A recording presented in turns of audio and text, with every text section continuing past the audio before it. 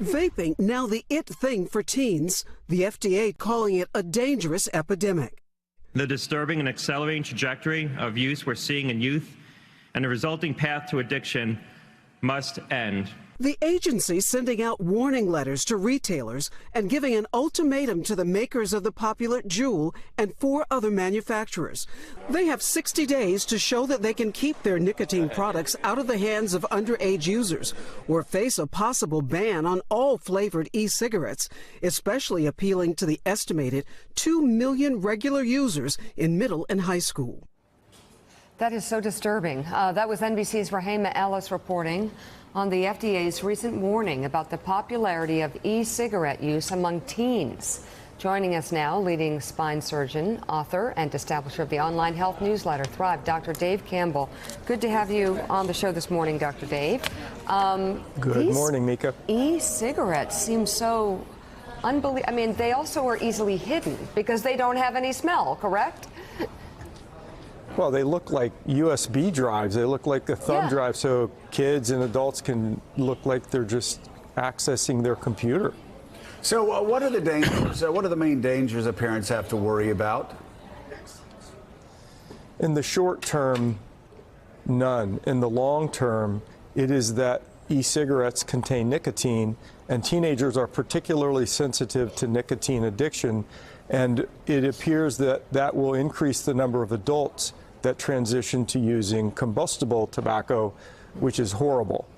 So the whole rub here is that for adults using e-cigarettes, it's a nice tool to allow them to use less combustible tobacco. It's safer.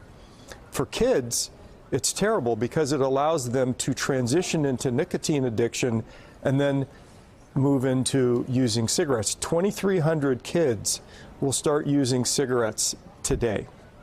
Wow. Wow. And every day thereafter. That's unbelievable. Yeah. Susan. I know I'm kind of conflating two things, but isn't it hard when you're trying to talk to kids about e-cigarettes and the dangers at the same time where we see so many states around the country legalizing marijuana and trying to kind of justify both things at the same time, that these e-cigarettes are bad for you at the same time we're legalizing marijuana? I mean, I know they're different issues, but I think psychologically some kids say, hey, at least I'm not smoking pot. Yeah, you know what? I think it's actually 3 issues, but you hit on an important one. All of these issues are related to drugs that cause harm. So for teenagers using vaping devices and nicotine, if that leads them to smoke cigarettes, that causes harm. Marijuana laws are not legal, not meant to include minors. So all the marijuana laws are intended to keep people, I think it's under 21, maybe under 18. And then we have the issue that we're going to talk about, which are opioids. And all of these issues represent the government trying to allow safety in the face of harmful drugs. Jeremy Peters. Yes, I want you to connect this for me to the opioid crisis. And obviously, we have such a proliferation of available prescription drugs. You don't need a prescription to get this. You can just walk up to the counter at the drugstore, at the gas station, and buy it. So, you know, as part of the broader epidemic that we have with addiction in this country, our teens, is the concern that the teens who get started on this will be then much more vulnerable to addiction further on down the road? They are all 3 connected, and they're connected through the addictive nature of drugs, whether it's nicotine, whether it's cannabis, THC, or whether it is opioids and other substances. So they're all connected.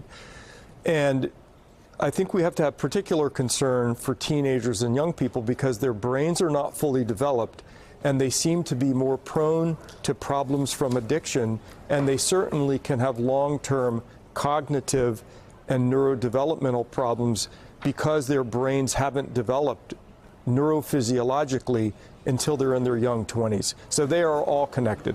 All right, Dr. Dave Campbell, as always, thank you so much for being with us. And Dave, also the author of The Teen Formula. You ought to check it out. Still ahead. Earlier this week, the president said he supported delaying Brett Kavanaugh's confirmation hearing, but now it appears he may have changed his mind. We're going to have that. Plus, the conditions that Kavanaugh's accuser is setting before she agrees to testify before the Judiciary Committee. Morning Joe, coming right back.